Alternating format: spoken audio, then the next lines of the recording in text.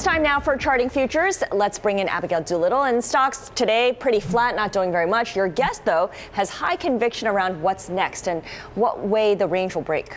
You're right about that, Scarlett, and on both points, in fact, and actually on our guest as well. So all 3 points. But today we have stocks basically around flat, but that's not the story over the last 6 months. Take a look at that roller coaster ride. It's really pretty incredible. What also makes it incredible, the S&P 500 on the year up about 17%. All of that, or most of that, coming ahead of the last 6 months, up just 1.5% over this time period. Lots of uncertainty around the macro factors, including the Fed and trade, among other factors. So what is next? J.C. O'Hara of MKM Partners, he will be telling us his view, a bullish view in a moment. But first, let's check in with this chart that we've looked at before. And in white, what we're looking at is the number of NYSE stocks above the 200-day moving average. In yellow, we're looking at the S&P 500. Generally, anything above 50 is considered to be bullish. But you will note that last year, or excuse me, yes, in 2018, the number of stocks above that 200-day moving average, closer to 70%. Right now, we have it above 50%, so that is definitely a positive, but we have the S&P 500 at levels not seen at that time. So these internals are good, but not great. Now to bring in J.C. O'Hara and talk a little bit more about that, along with what you think is ahead in terms of this range, because that's the thing about a range that a lot of people don't appreciate. Yeah, a lot of questions. Uncertainty, represents that battle between the bulls and the bears, and you don't know what way it's going to go until it goes, but you think it's going to go up. I think it's going to go up. And so let's talk about your chart that you were just discussing. Anything above 50 is bullish. We like to see that. And then some people might point to the case that we're seeing some slight divergences because over this year, we've seen that indicator, make higher highs. We're not quite there yet. Mm-hmm. What's interesting is if you look under the surface, the 53% of stocks above the 200-day, what cap are they? Large cap. So large cap stocks, they're doing much better, and they have stronger muscles, and they can lift the market. So I'd like to see this number a little better, but the fact that some of the larger cap names are acting better than the smaller cap names, to me, I think that's a positive. And that probably helps to explain that green arrow that we have over there, where you think we're going. If we look at the E-mini futures right here, we could see that over the last few months, we've traded in this consolidation range, right? We have higher lows in place, but we really can't get above that, 30-30 area. I think with the reemergence of stocks pulling higher in their trends, I think we might have a chance here to break out.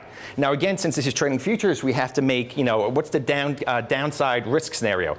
Well, I think if we place a stop at 29.50, I think that's a pretty good indicator that if we do breach that to the downside, we will test that bottom of the range at 28.5, right? So that's my stop loss. I think we do get higher, and I don't want to place a target to the upside because a lot of times when you get these, range compressions that break up, you want to let them run. So you want to let your winners continue to move higher. That makes a lot of sense. And you make a great point around trading futures, just from the standpoint that leverage, that's one of the big points as to why you want to do it. But you need to make sure you get the direction right if you're going to be profitable about that. Well, let's bring in another internal look that you're taking a look at here. And here it is. I'm just going to flip right to it. And there we go. In terms of retail sentiment, notoriously a contrarian signal. Talk to us about what you're seeing down here on the bottom. One of the most remarkable aspects of this market is we're close to all-time highs, but we've never seen this level of bearishness, right? If you look at AAII data, and they survey individual investors in terms of their bullish or bearishness, 2 weeks ago, we saw only 20% of respondents bullish. Right, this is where our markets, we're near all-time highs, and only 20% of respondents are bullish. So to us, that's a head scratcher.